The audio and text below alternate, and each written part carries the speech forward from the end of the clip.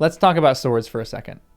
If you are anything like me, when you watch The Lord of the Rings, or when you read the book, you inevitably rank all the weaponry in this entire series.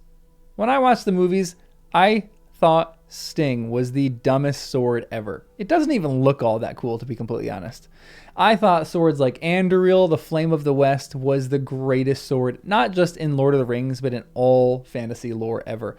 And I actually have a mock of that right there, sitting right on my bookshelf. It's like the coolest sword ever. I also loved Herugrim, which is Theoden's sword. I don't love the look of it more than I love more than I love Anduril, but just the sound it makes when he draws it from its sheath.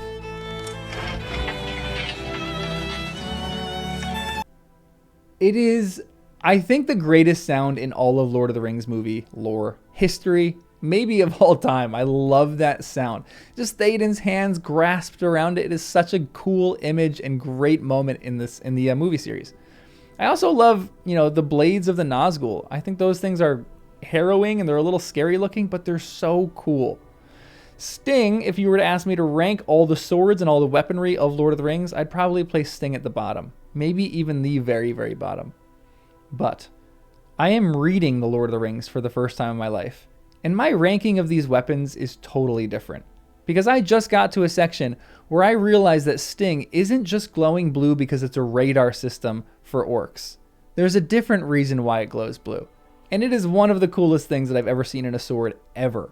And I just want to talk about it. Because again, in my perception, Sting only really glowed blue, and I think this is the movie's perception too, just to alert people that there were orcs near. Frodo doesn't in a number of instances in the movie. The most notable is when they're on top of Amon Hen, and Aragorn looks at the sword and they draw it from its sheath, and Aragorn goes and fights that manly fight while Frodo runs away. That's really one of the only moments that they use it in like any effective kind of way.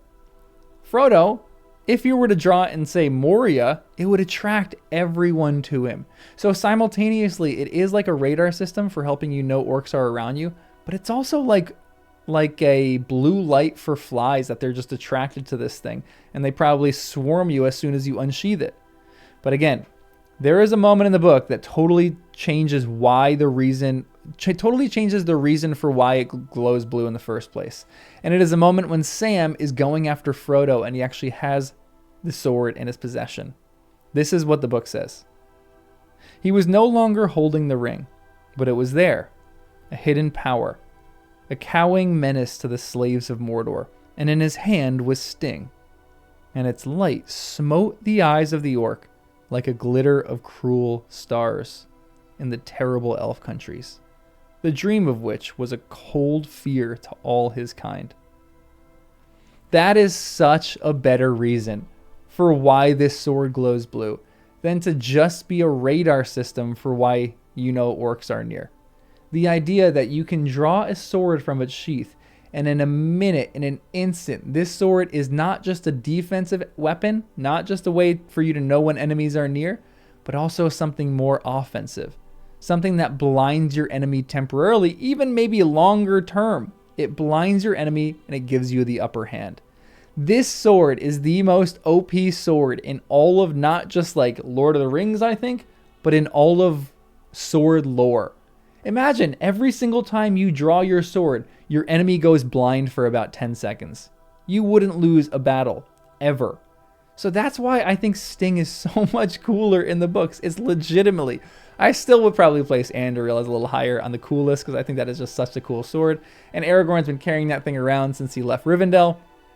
But I just love Sting so much now. That moment right there when Sam draws it and it says, this thing is like the elf stars that shine in the nasty elf country, because the orc is terrified. And not only does this thing blind the orc temporarily, but after the orc is blinded, it causes temporary fear because it makes them remember something. It makes them remember, I guess, the stars in the elf country, which they are terrified of. And so I think that makes Sting such a cooler sword than almost every other sword in Middle-earth. And it makes it one of the most fierce, most destructive, most powerful weapons in all of the Legendarium. I remember hearing stories about other swords like in our real world where like you would draw it out of its sheath or scabbard and just the noise would instill such fear in the enemy. And to me, Sting seems like that. When you almost don't even have to use the sword. You draw it from its sheath, and this thing just does all the work for you. It is just too much of an overpowered weapon in the Legendarium. And I think it's such a cooler way to actually treat this idea of why it glows blue in the first place. It's not just a radar system for orcs. It is a way to instill terror and fear and blindness in orcs to give you the upper hand. So much better from the books to the movies. That's all I got for you today. Just a little rant on why I think it's cooler that Sting glows blue in the books and really the reason for it.